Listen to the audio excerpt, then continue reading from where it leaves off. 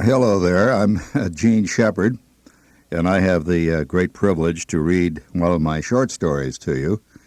And this short story, by the way, has a kind of an interesting history. It won the Playboy Humor Satire Award for the year that it came out, a very prestigious award, I might add. It also has been used in one major motion picture at this time, and another is now contemplated. And it's been republished in at least 15 languages around the world in various forms, and is quite often in the curricula in universities for studying American lit. So anyway, I think you'll enjoy it, at least I hope you will. And the title of this story is called Leopold Doppler and the Great Orpheum Gravy Boat Riot. 5,000 years from now, when future archaeologists are picking and scraping among the shards and midden heaps, attempting to put together the mosaic of the rich, full life led by 20th century man, they will come across many a mystery that is impenetrable even to those who lived through it.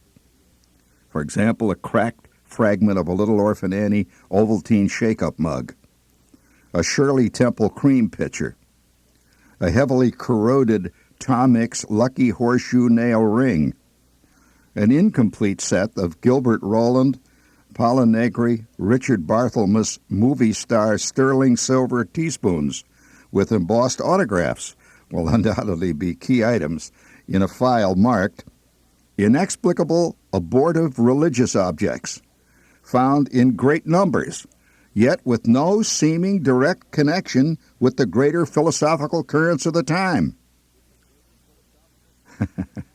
But we will know, won't we? Certainly do.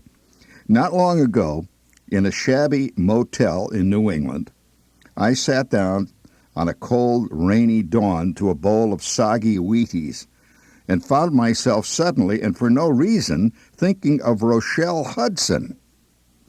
Rochelle Hudson. She had not entered my conscious musing since the age of 8.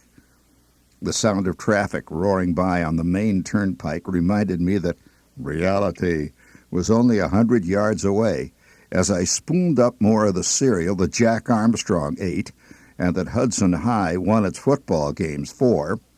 I hurled Rochelle Hudson from my mind. Instantly, she was replaced by Warner Oland, the original and definitive Charlie Chan. He grinned at me from under his Homburg enigmatically and disappeared.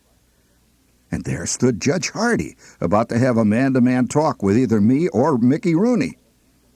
The thump of a football and roly-poly Jack Oakey, wearing a white sweater with a big block C, picked up his megaphone and started a locomotive as Tom Brown, his arm in a sling, June Pricer clinging to his jersey, trotted out on the gridiron. Center College 6 points behind and only 4 seconds left in the big game.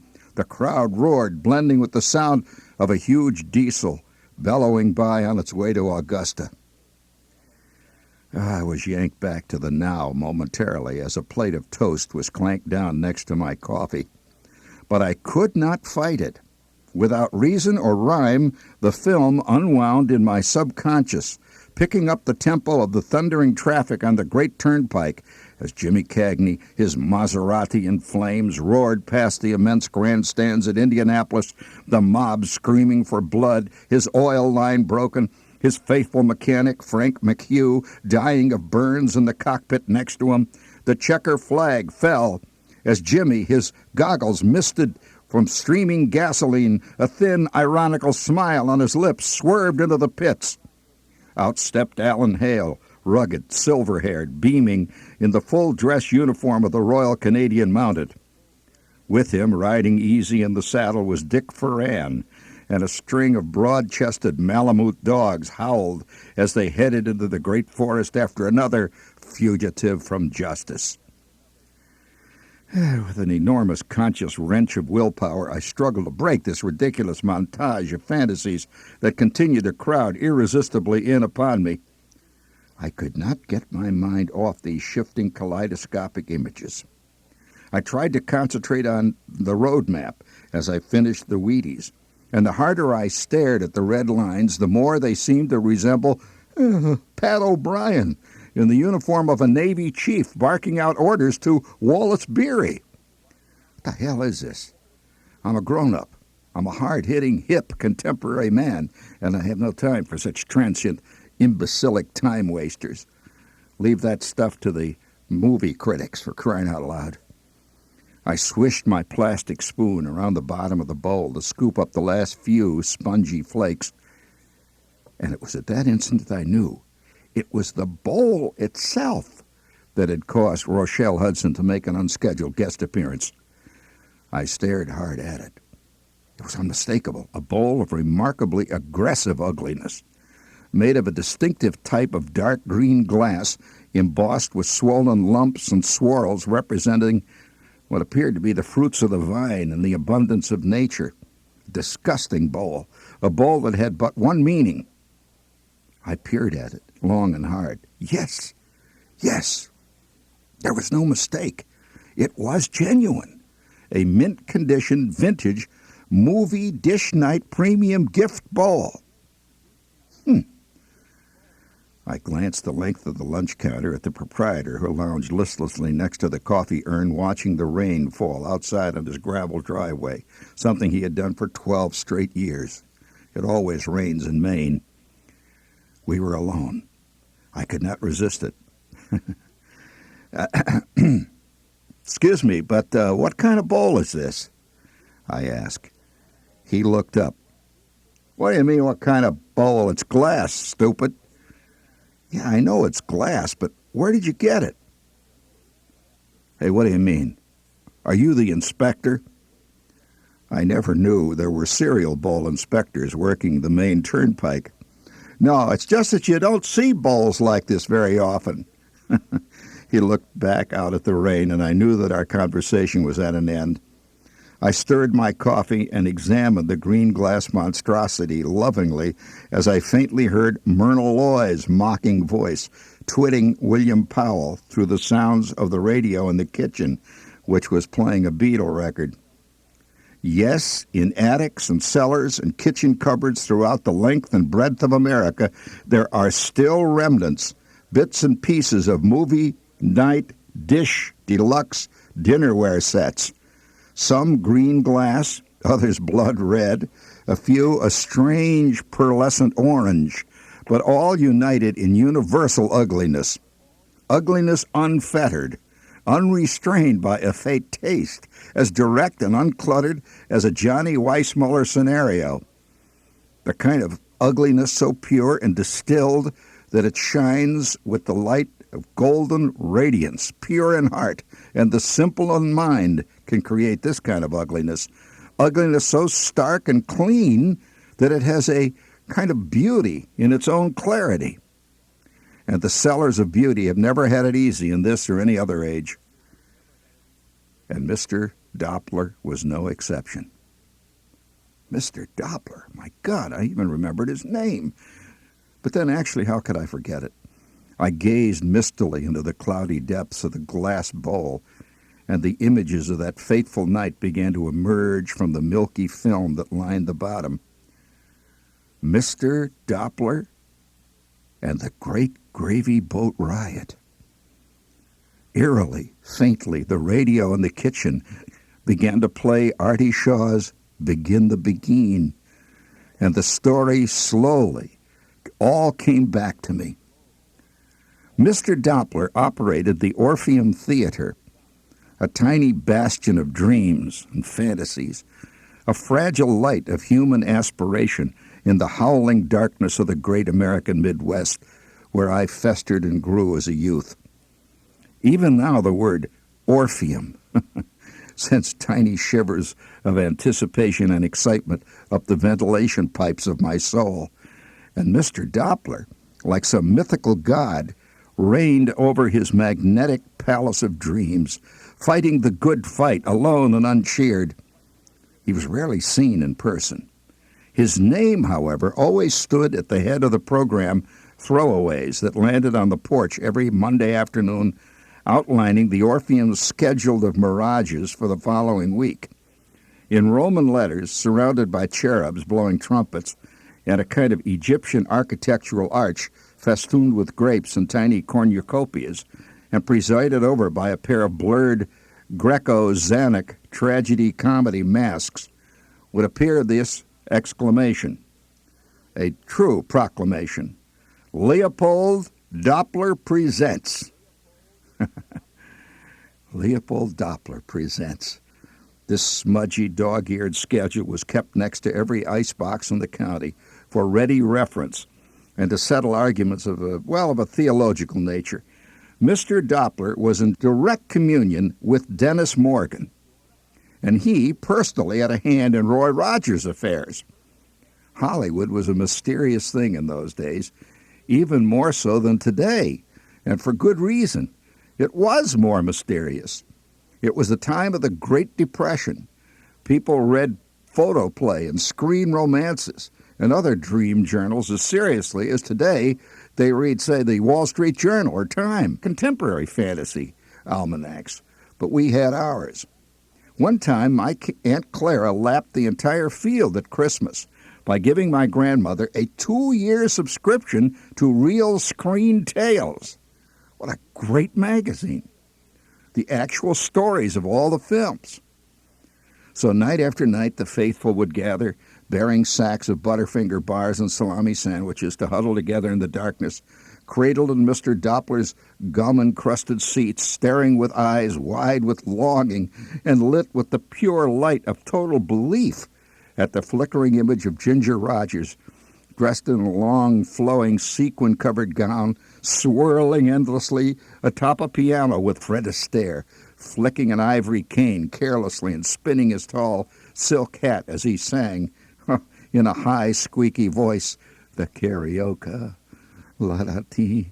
In the darkness, the sound of girdles creaking in desire, and the cracking of Wrigley's spearmint in excitement provided a soft but subtle counterpoint to Sam Goldwyn's hissing soundtrack.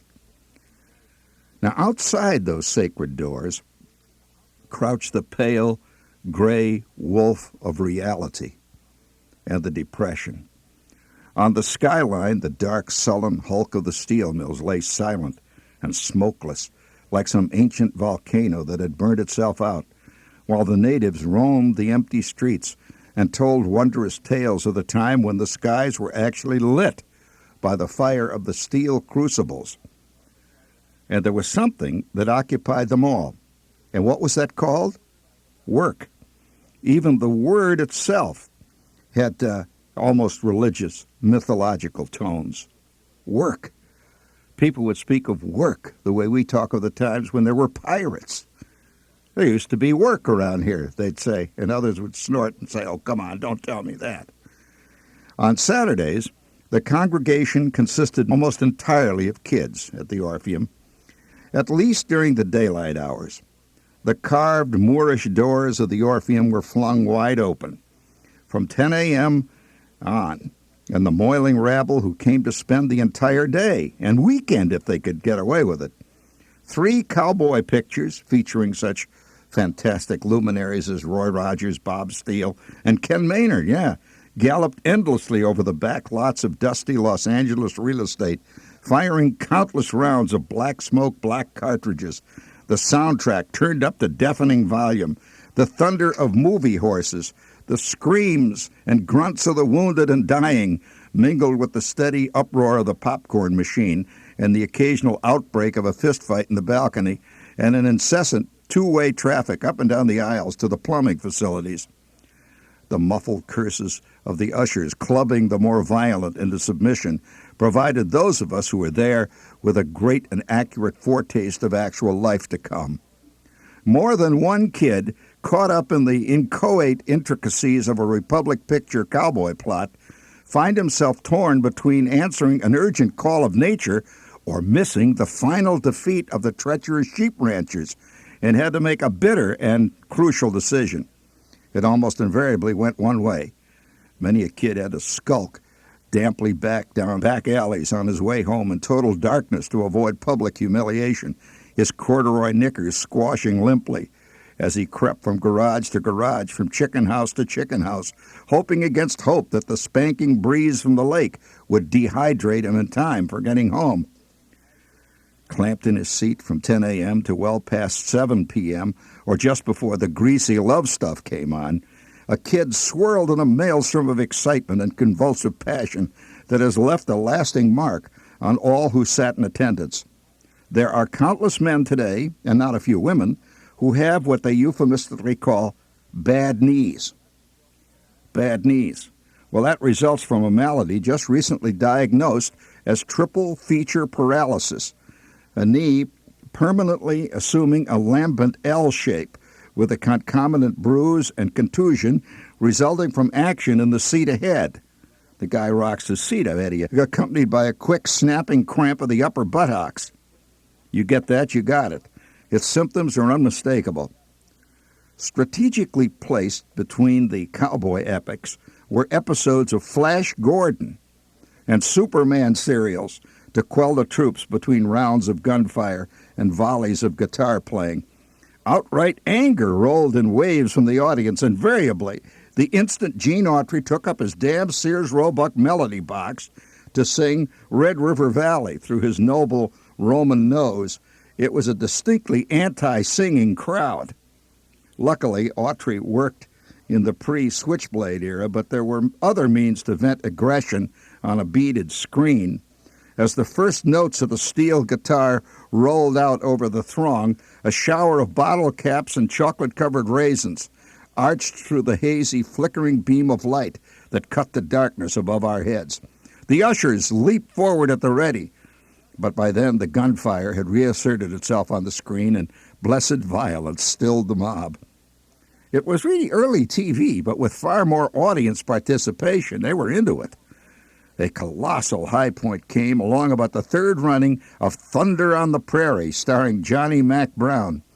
The lights would go up in the house, illuminating the scene of carnage and juvenile debauchery unrivaled in the most decadent day of the Roman downfall. Knee-deep in Baby Ruth wrappers, sated with popcorn, jaws aching from a 6-hour session of bubblegum chewing, we sat holding our blessed ticket stub, waiting for the fateful drawing. On stage was wheeled a chicken wire drum filled with torn tickets, and behind a silver, bullet-shaped microphone appeared the slight but commanding, black-clad, balding figure of the great legendary Mr. Doppler himself, in person. Behind him was piled the loot for that day. Chicago roller-bearing roller skates, Hack Wilson model fielder's mitts, Benjamin air rifles, and, of course, the grand prize, a Columbia bicycle with balloon tires and two-tone iridescent paint. Mr. Doppler grabbed the audience hard and fast with his opening line, the instinct of a sure-born showman blazing through. "Shut up in the balcony!" To a kid, we scrunched forward in our teetery seats, Hershey bars clasped frozen in midair, dripping between unheeding fingers. Ticket stub held at ready, we waited, expectantly, for our number to be called. Two ushers on stage spun the drum, and a volunteer, usually a wiry, pimply-faced lout from the first 2 or 3 rows, pulled the tickets, while Mr. Doppler, milking each drawn number for all it was worth, built the drama of expectancy as surely and skillfully as any true dramatist can. At long last, the grand prize. The house lights dimmed and went out. Wheeled center stage in the brilliant blue-white vaudeville spot, it stood alone and coldly inaccessible. A vast hush falls over the huddled throng, broken only by the soft, muted squishing of Mary Janes being ground to bits by loose milk teeth. All things hung suspended as the drum spun. It spun and slowly and finally stopped. Doppler raised his hand imperiously in the way that mighty Casey must have, quelling the multitude as the crucial moment approached. Absolute silence as the volunteer's grubby claw fished among the ticket stubs, searching for his own, no doubt. Finally, drawing from the chicken wire cage a tiny orange fleck of torn paper, he solemnly handed it to the usher, who ceremoniously presented it to Mr. Doppler. The sun stood still in the firmament. Mr. Doppler gazed for a moment at the stub, and then looked meaningfully out over the audience and back again to the stub, his voice ringing with feedback, intoned, "The winning number is D." A pregnant pause. We hunched forward as one man, seats creaking in unison. All our tickets began with D. D. 7. Muffled groans, anguished outcries. Seats slammed angrily in isolated spots. Doppler raised his eyes menacingly. Again, silence. D. 7. O. More screams and thumps. My palm itched sweatily. I was still in the running. This could be the week. Mr. Doppler continued, pretending to have difficulty in reading the numbers. D. 70. Let's see. This is D703. On a rising inflection, the audience, now in a state of frenzy, scattered wails of lament and thuds of bodies falling amid popcorn cartons as Doppler closed with a smashing finish, his voice rising to a crescendo, D7038. I sank back into my seat as a high, thin squeal came from somewhere near the exit sign to the left of the popcorn stand.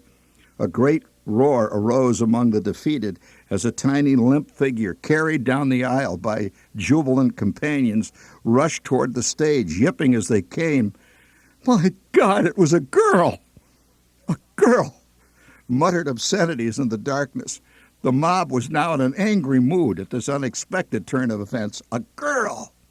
Flick, next to me, half rose in his cockpit, his meat hook poised to hurl the remnants of a taffy apple on stage in a gesture of defiance. The sharp bark of an usher in the aisle caught him in midair. "Sit down! Sit down, kid!" The flashlight beam caught Flick, taffy apple cocked, jaw set. He sat down sheepishly. On stage it was all anticlimax, and Mr. Doppler knew it. Quickly wrapping up the scene, he hurried the bicycle kids and ushers off stage, and darkness fell. As we prepared for the first volley of the fourth feature of the afternoon, it was again the beating surf of crackling paper wrappers, the steady crunch, crunch, crunch of mastication, picked up in tempo and blended into the fanfare of bugles, superimposed on the opening credits and the great classic line, "Republic Pictures presents." As the longest day wore on, time completely obliterated, the outside world non-existent, no day, no night, just the thunder of the pursued and the pursuers, and the crunch of fist meeting jaw, and the crash of bottle hurled through barroom mirrors, roared onward, onward and onward. Oh, life was complete. Occasionally a menacing form roamed up and down the aisle, searching for a huddled fugitive from supper. A sharp cry in the darkness, and a kid would be dragged, kicking and screaming, protestingly toward the exit sign and back into life. Then, finally, 3 quick Mighty Mouse cartoons in succession as a capper for the road, and it was all over for another week. Back out in the real world at last, splinter bands of bloated, sticky, Tootsie Roll-filled kids drifted homeward, recounting in absolute detail every labyrinthine twist and turn of each feature, reliving each fistfight and walk-down, each ambush and thundering escape in the embattled stagecoach as the ideological arguments began. The Ken Maynard faction snorted derisively at the Bob Steele fans. An occasional Roy Rogers nut would sing nostalgically, nasally, "On the streets of Laredo." A few holdouts for Tim Holt, outnumbered but game, all united finally in universal disdain for the real bottom of the list, Dick Ferran and Gene Autry. The great day was almost over. We all had to face the ordeal of trying to stuff down baked beans and spare ribs at supper, which is not easy on top of 4 Milky Ways and a rich compost heap of other assorted indigestibles drifting like some great glacier down through our digestive systems. The uproar on Saturday afternoons at the Orpheum was as nothing compared to the constant hoopla and razzmatazz of the rest of the week, when Mr. Doppler's Orpheum would rise to a fever pitch of excitement. Very little of it had anything to do with actual movies, although the Orpheum pretended that it was in the film business, and so did the customers. Monday night, immediately after supper, the faithful, or at least one contingent of them, would scurry through the darkening streets toward the sacred temple to play something called Screeno. I have heard that in other movie houses this was called Keno, but Mr. Doppler was a fundamentalist. It was Screeno in the Orpheum. As the Judy Canova fans pushed through the turnstiles, they would be handed a crude sheet of cardboard ruled off in squares with the big black letters, Screeno. Everybody has a chance to win. Watch your numbers. Next to the door was a wastebasket filled with corn kernels. Each lover of the cinematic art would grab a handful on his way to the humid arena of the Fun Palace, slide down in his seat, and wait for the action. About 7 o'clock p.m., that is, would come on the movie-tone news with the bathing beauties and the horse races, funny goose-stepping comic soldiers wearing scuttle helmets, marching in phalanxes to the sound of Deutsches über alles. Westbrook von Voorhees and the voice of doom would boom out over the newsreel. 10 minutes of previews of coming attractions featuring music by the Coming Attractions Band. And the first feature would begin with Ben Blue chasing Judy Canova around a haystack as the mob rustled their cards and crunched on corn kernels in keen anticipation of the gambling delights that were to follow. By the time Judy had deafened the multitude and the eighth reel had spun out, the moment of exaltation arrived. The house lights would go on, the popcorn bags stashed, and there would be a moment of suspended animation while the real reason all of them were there was getting underway. On stage, the great white screen stood empty. Mr. Doppler could be heard himself testing the PA system, his rich, dynamic voice. Hello, test, test. 1, 2, 3. Hello, can you hear me up in the booth, Fred? 1, 2, 3. And then silence. Next on screen, a great blue and red numbered wheel appeared with an enormous yellow counter, a big pointer, and Mr. Doppler would get right down to business. All right, folks, it's time again now to play the fun game, Screeno. Anyone filling out a diagonal or a horizontal line with corn kernels wins a magnificent grocery prize. Yell out, Screeno. Let us hear it, and be sure to check your numbers. And now, here we go. We're playing Screeno. A spectacular fanfare would wow in the sound system, since Doppler really believed in production all the way. And the evening would start. On the screen, the pointer, a yellow blur, spun as band music played softly behind. Everyone leaned forward in their seats, their cards held at ready as they waited for the call of fate and riches to lay its golden breath on their fevered, movie-loving brows. The pointer slowed and stopped. Doppler's voice intoned, "The first number is B12. Rustlings, creaking of seats, muttering. Some steel mill wit up in the gloom hollers, "Screeno!" The crowd titters, and the pointer spins again. A constant obligato of dropping, rolling, and crunching kernels of corn, and excited mumblings played like a soft flame under the great pot of edible gold that all pursued. Finally, someone inevitably shouted for keeps, "Screeno! Screeno! Screeno!" And the first prize of the evening was snagged. Doppler, his voice trembling with emotion. "And now the first Screeno gift of the evening, a $5 bag of groceries from the Piggly Wiggly store on Calumet Avenue. Credit extended, superb meats and groceries. We cash checks. This $5 bag of superb groceries goes to..." The usher would hurry down the aisle with the winner's card and his name, and the audience shifting restlessly, distractedly, waiting for the next game to begin.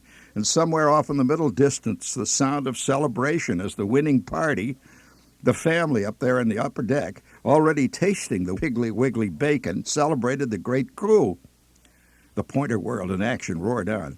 The kids, by the way, not eligible to participate under the strict international rules of classical Screeno, spent their time throwing corn kernels at the balcony and the silver screen.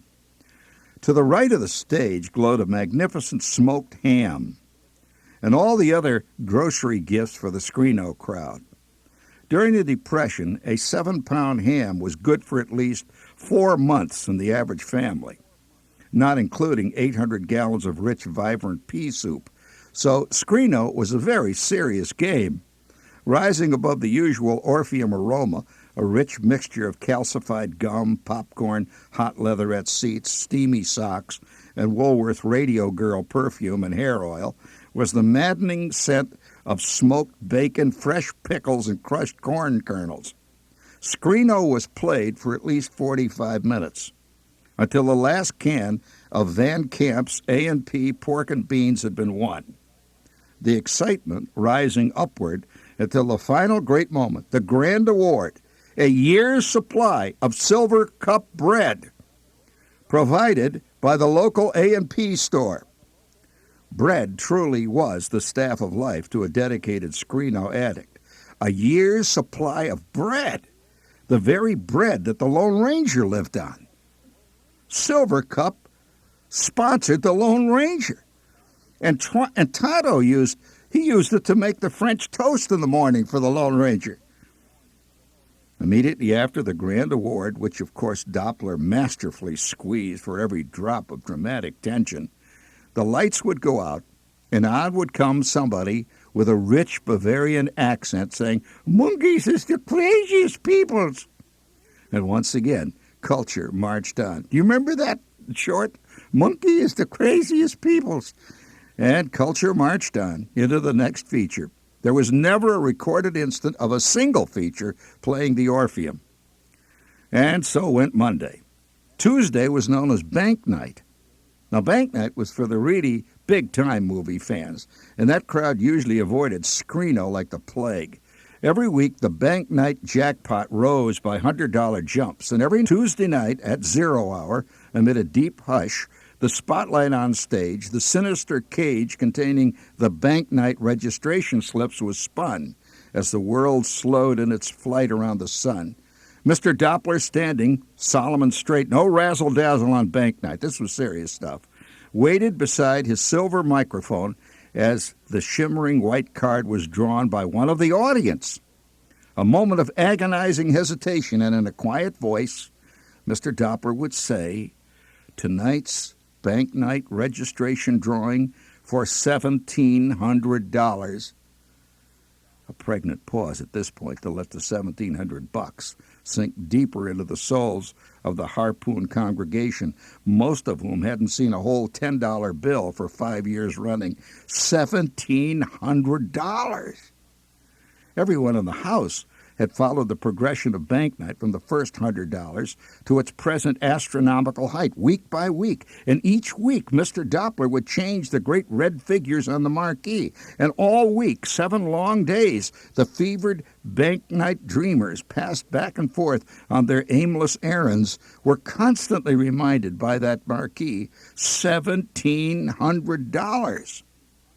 And next week, $1,800. Whew! As each week rolled into history, the sweat, the nervousness, the fear that someone else would strike it big grabbed at the very vitals of each registrant. He scrabbled and scraped week after week to scratch up the price of a ticket until finally at the $1,700 mark, it became almost a compulsive nightmare. You've got to go every week. You've got too much invested in it now. The movies shown on Bank Night unreeled before unconscious and uncommitted glazed eyes, their pupils contracted to pinpoints glowing in the darkness, their breath coming in the telltale short pants of the near hysteric. $1,700 meant the difference between actual life and gnawing, grubbing, penny-grabbing, bare existence. On Bank Night, there were no friends. Nobody loved anybody else. Just solitary sparks of human protoplasm, man against man, woman against woman, alone, plotting, scheming, hoping against hope that no one else would win. Tonight's number is number 2295. Silence. A stunned, watchful, waiting, fearful audience. Will the 1,700 be claimed? Is 2295 here? You had to be here to win. A single thought in each depression-ridden mind. Judy Canova, Jack Oakey, and even Clark Gable drowned in a dark, swirling sea of anxiety and greed. Is the holder of that card in the house? 1. Silence. I repeat, number 2295 is the holder of that card in the house. 1, 2. An usher on the right side of the stage in a blue spotlight raised a padded mallet and struck a gong. Bong! The clamorous boom rolled out over the multitude like some death knell, echoing and re-echoing from coke machine to gilded cherubim, high above the arched stage and down to the depths of the hearer's subconscious, a sound that must be something like the one that will be heard on Judgment Day, before the great trumpets blow and Gabriel rises to summon the faithful from their graves. Once, a dramatic, twice, bong! Another dramatic pause. 2295, 3 times, and out. Boing. A deep collective sigh of relief. Blessed, numb, tremulous relief rose from the darkness. The audience settled back in their seats. Already plans were underway in fevered minds on how to grab some dough and put it together for next Tuesday's admission.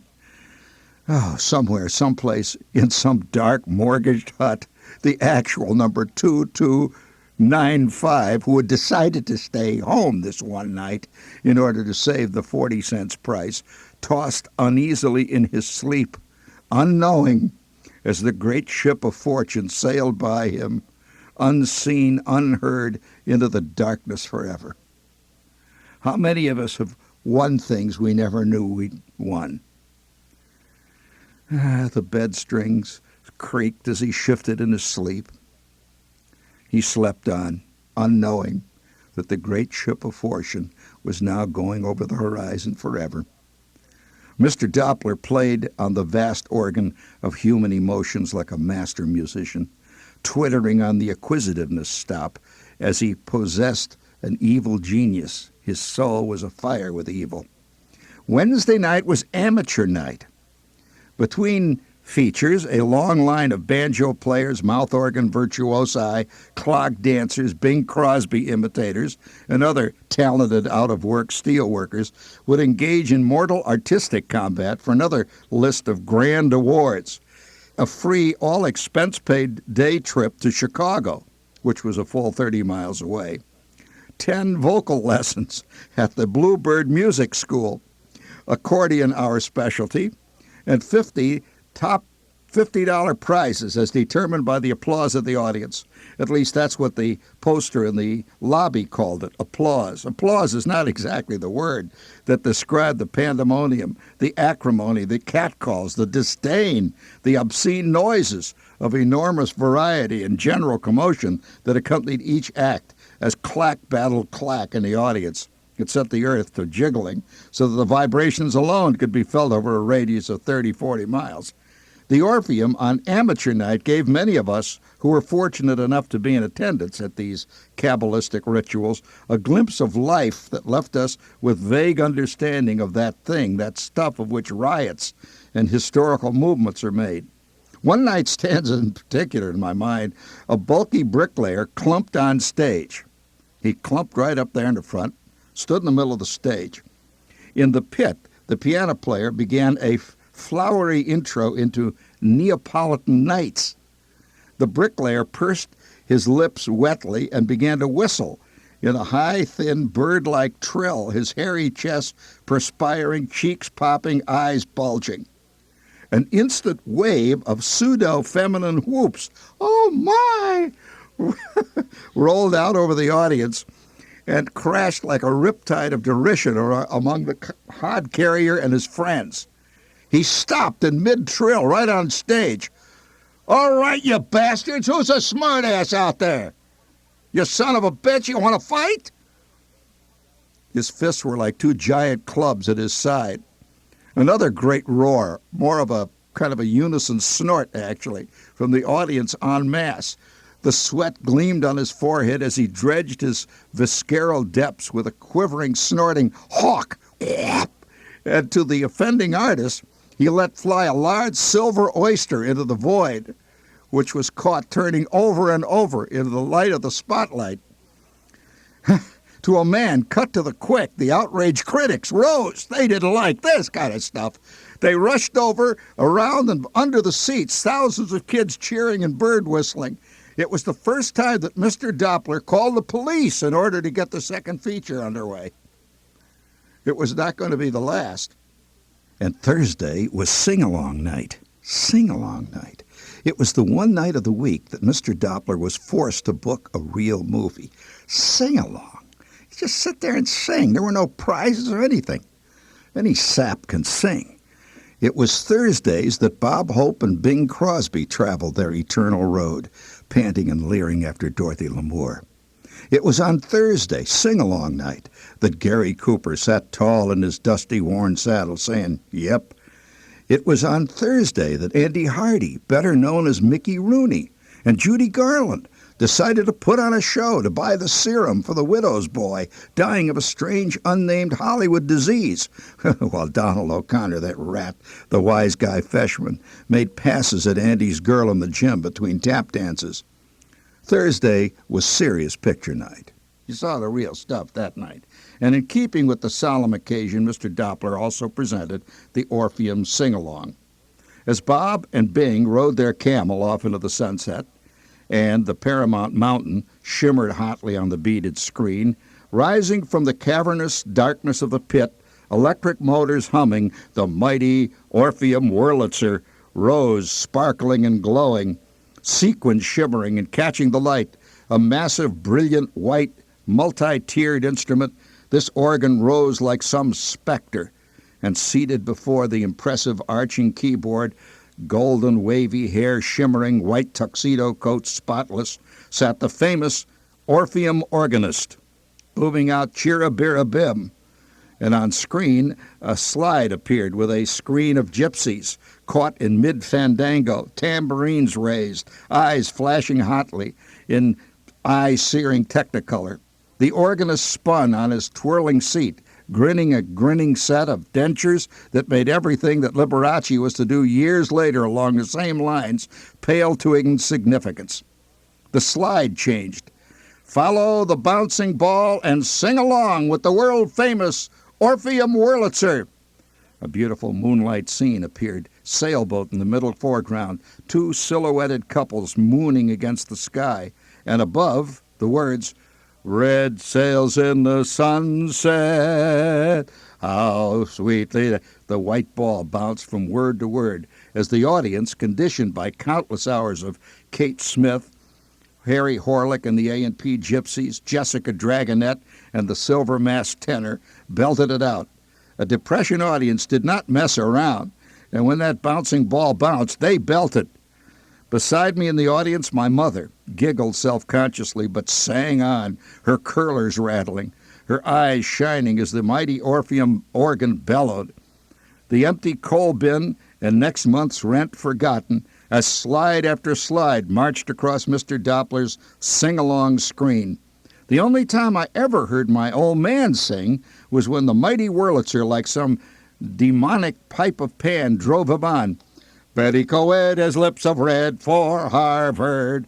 Betty Coed has eyes of Yale's deep blue. Betty Coed, and on screen a cheerleader in white sweater and white ice cream pants and a big block Y held the microphone high as a golden-haired Coed, Betty herself, tilted her perky profile toward an orange sky as the ball bounced. So went Thursday. And after Thursday, inevitably, Friday. And it was Friday that finally proved to be Mr. Doppler's Armageddon. For years, theater owners everywhere had struggled bravely to keep the seats filled. Not that people didn't want to go to the movies, they did, even more maniacally than they do now. But cold cash was hard to come by, especially cash to be used for Fred McMurray viewing and Mickey Mouse ogling. A moviegoer had to have a real excuse for buying a ticket, an investment in reality, a utilitarian expense. And on one historic night, Mr. Doppler came up with his master stroke. A spectacular display in a gleaming glass case appeared without warning in the neo-mosque lobby of the beloved Orpheum. For extra dramatic effect, the lobby had been especially darkened with strategically placed baby pink, blue, and amber spots focused on the cause of the eventual downfall of Mr. Doppler and the Orpheum, too. Above the case, in fuchsia tinseled letters, the simple, stark, meaningful word blazed forth. Free. Free. The motley throng who gathered in stunned silence on that fateful night stood slack-jawed and bedazzled by the incredible riches displayed before them, and it was all to be theirs, free, just for coming to the movies.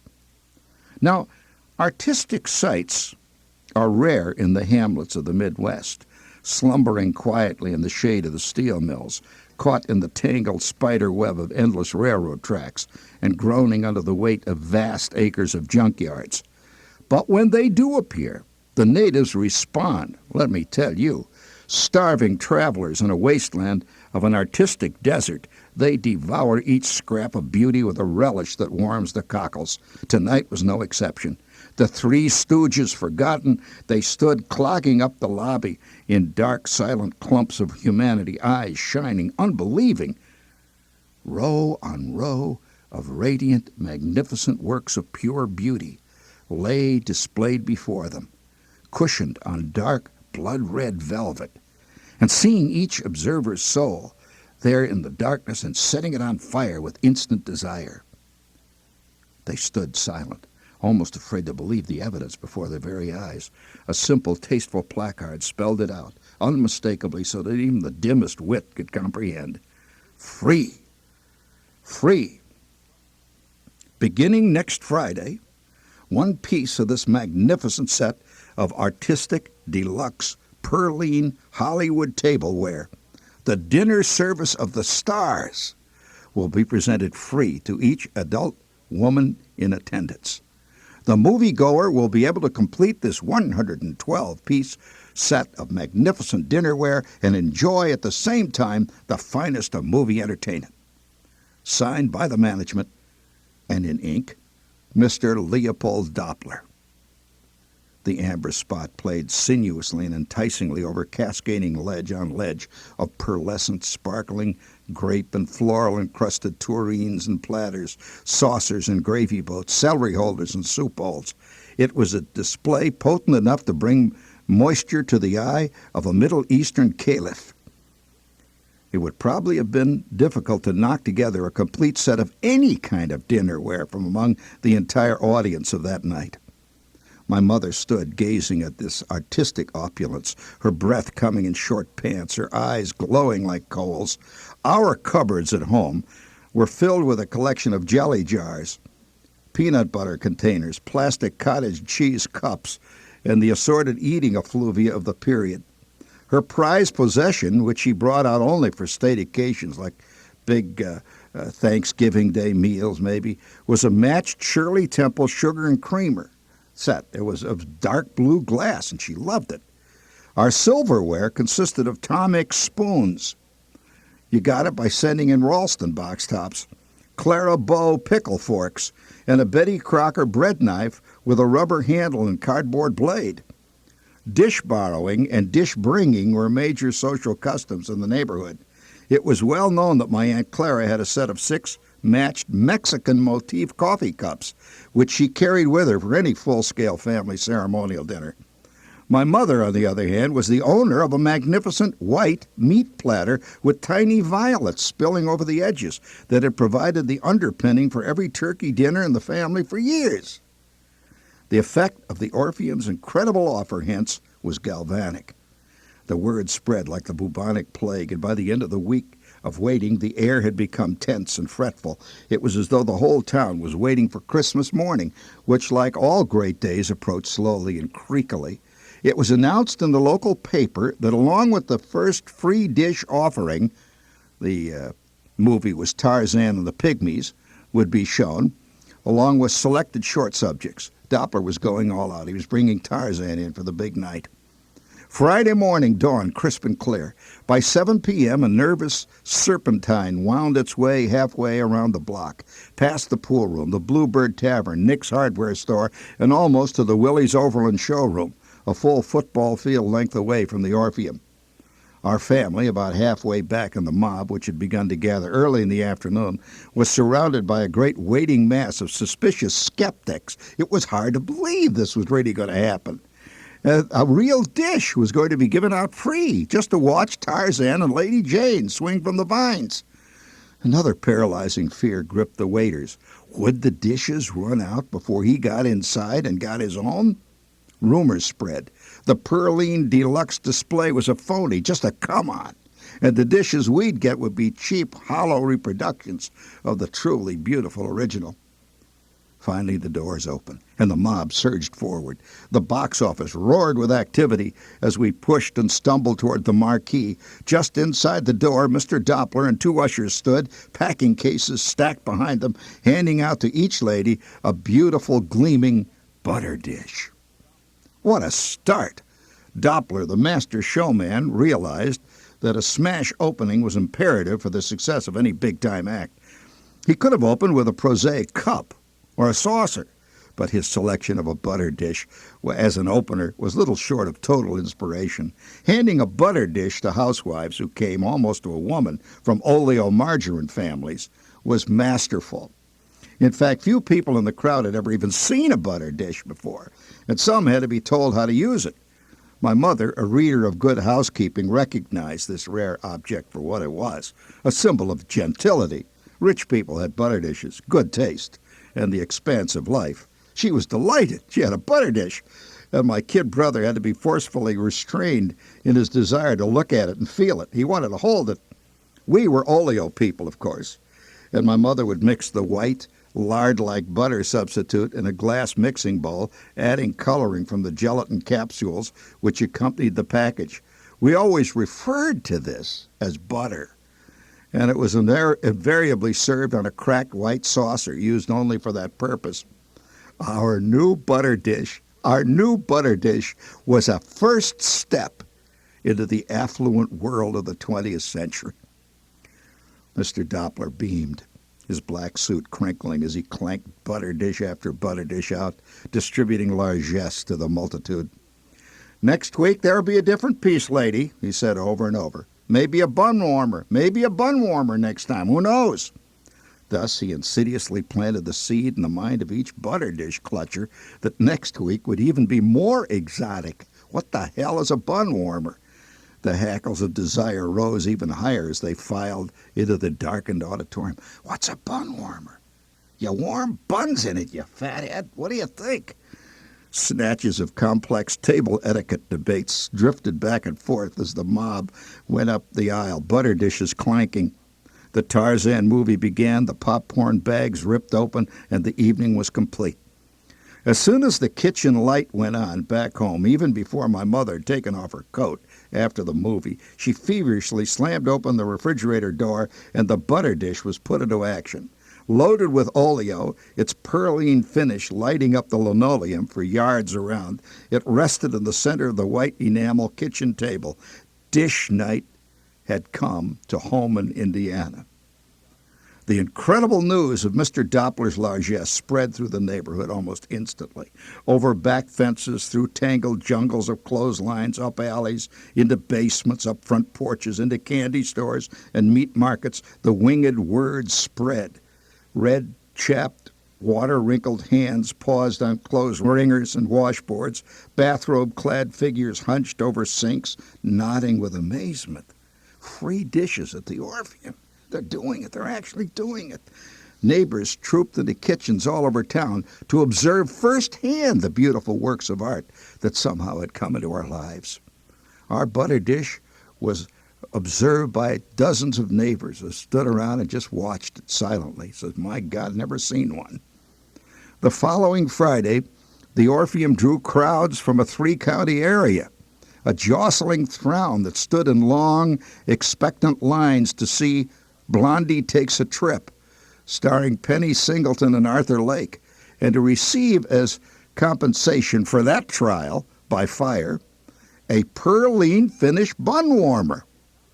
Mr. Doppler did not fail his public. Bun warmers flooded Lake County in a massive deluxe Hollywood finish tide. Well, there were few buns to warm in that area, but the Calumet region was ready in case any buns showed up. The movies, and the Orpheum in particular, had never known such total and complete popularity.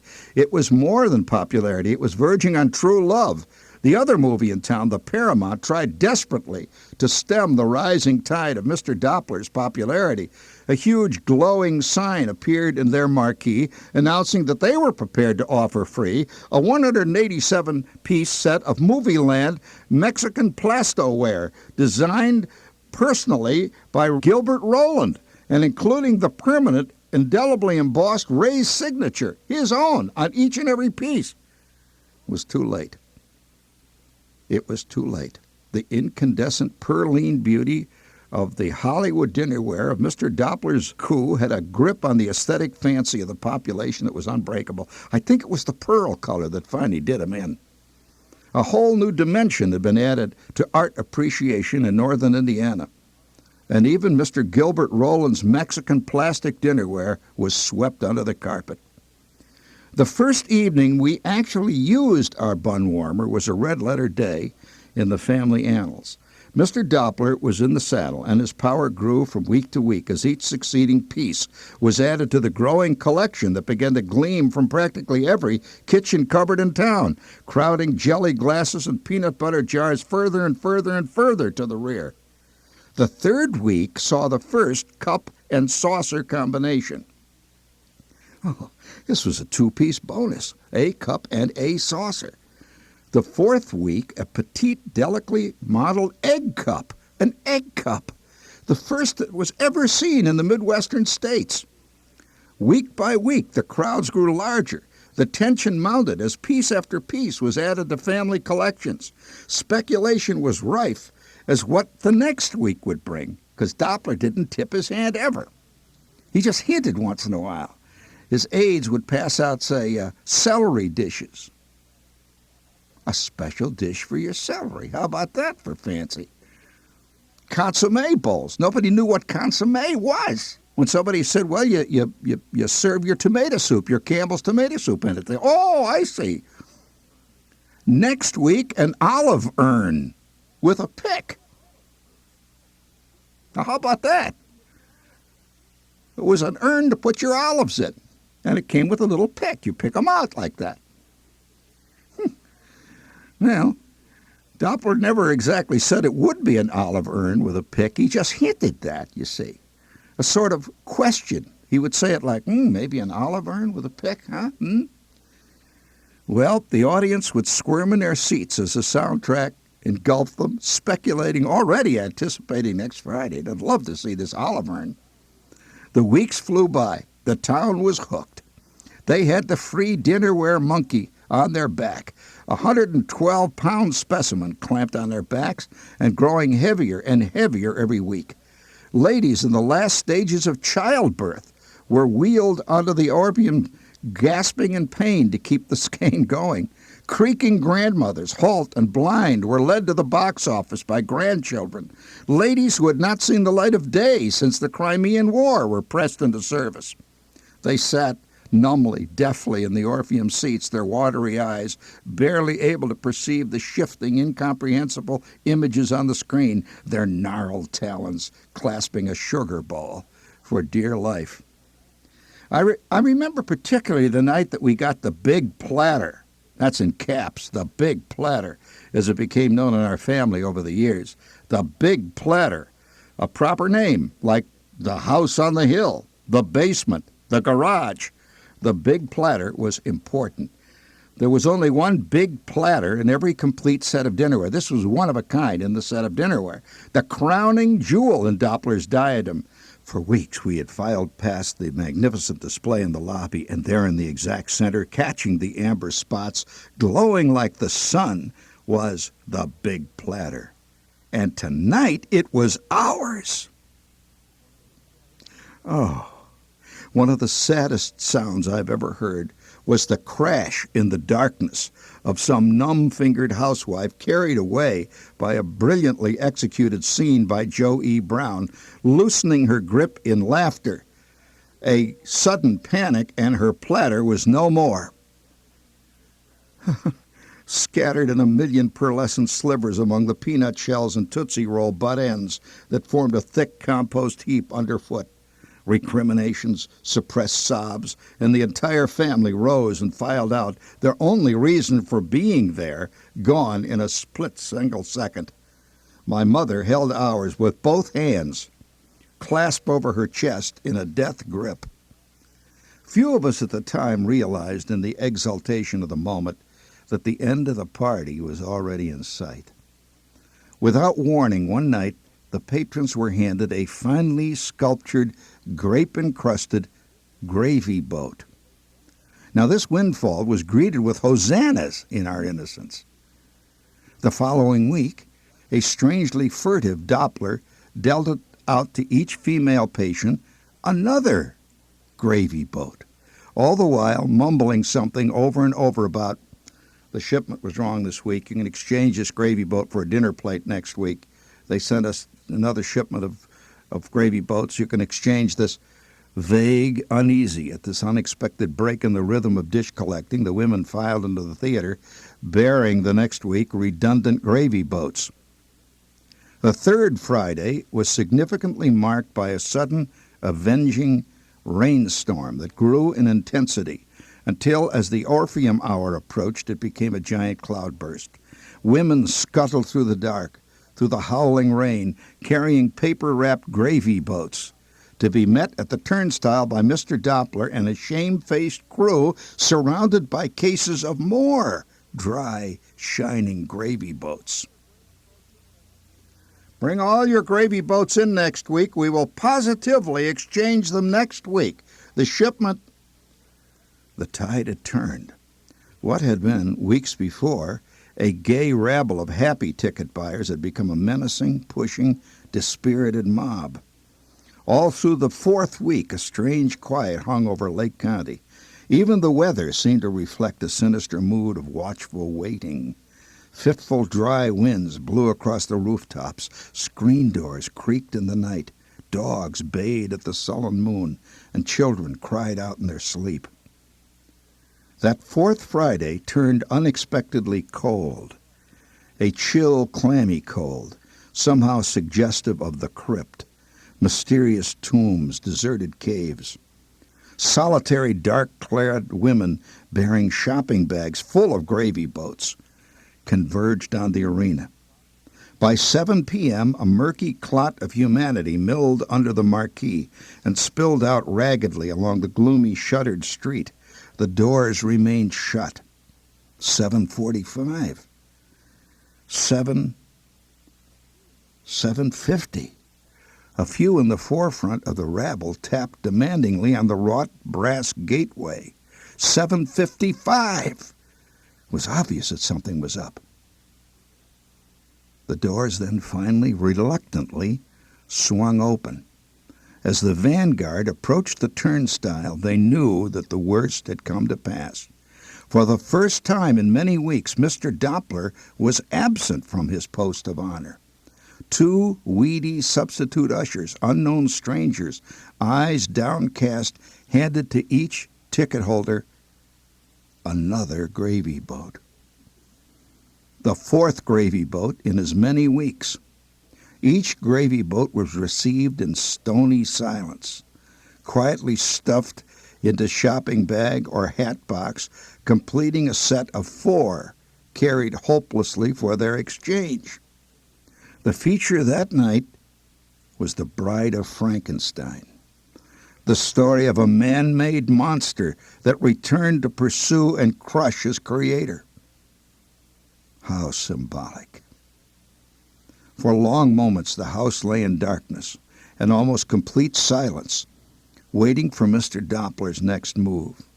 On this night, no gay music played through the theater loudspeakers, no coming attractions. The candy counter was dark and untended, as though Mr. Doppler himself felt that the impending end was near. The mothers waited. A sudden blinding spotlight made a big circle on the maroon curtain next to the gold silent screen, and then out of the wings stepped Mr. Doppler to face his moment of truth. He cleared his throat before speaking into the ringing silence. No microphone tonight. He seemed to have shrunken somehow, his eyes erased by black shadows in that blue light. His tie was a little crooked, and for the first time scuff marks and dust marred the gleaming toes of his black pumps. His coal-black suit was vaguely rumpled. "Ladies," he began plaintively, I have to apologize for tonight's gravy boat."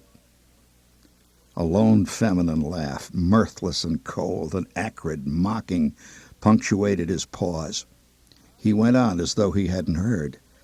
"I give you ladies my personal guarantee, that's personal guarantee, that next week—" At this point a low, subdued hissing arose. Spontaneously, the sound of cold venom landing on boiling lava began to rise from the depths of the void. Doppler, his voice bravely raised, continued, "Next week, ladies, please, now ladies, next week, I personally guarantee, we will exchange all gravy boats for—" Then it happened. A dark shadow sliced through the hot beam of the spotlight, turning over and over, and casting upon the screen an enormous magnified outline of a great gravy boat. Spinning over and over, it crashed with a startling suddenness on the stage at Doppler's feet. It started it. Instantly, a blizzard of gravy boats filled the air. Doppler's voice rose to a wail. "Ladies, please, we will exchange—" A great crash of gravy boats, like the breaking of surf on an alien shore, drowned out his words, and then spreading to all corners of the house, shopping bags were emptied as the arms rose and fell in the darkness, maniacal female cackles and obscenities driving Doppler from the stage. High overhead, someone switched off the spotlights, and Frankenstein flicked across the screen. But it was too late. More gravy boats, and even more. It seemed to be an almost inexhaustible supply, as though some great mother lode of gravy boats had been struck. The eerie soundtrack of The Bride of Frankenstein mingled with the rising and falling cadence of wave on wave of hurled gravy boats. Outside, the distant sound of approaching riot cars. The house lights went on. The Orpheum was suddenly filled with a phalanx of blue-jowled policemen. The audience sat amid the ruin, taciturn, satisfied. Under the guidance of pointed nightsticks, they filed into the grim darkness of the outside world. The dish night fever was over once and for all. The great days of the Orpheum and Leopold Doppler had passed into history forever. Somewhere 1,000,000 miles away, a short man with a funny mustache and a trench coat was starting the cameras a-rolling for the next great feature, which was to star all the male kids in the world. The doors of the Orpheum never opened again. Mr. Doppler disappeared from our lives forever, leaving behind countless sets of uncompleted Hollywood star-time dinnerware.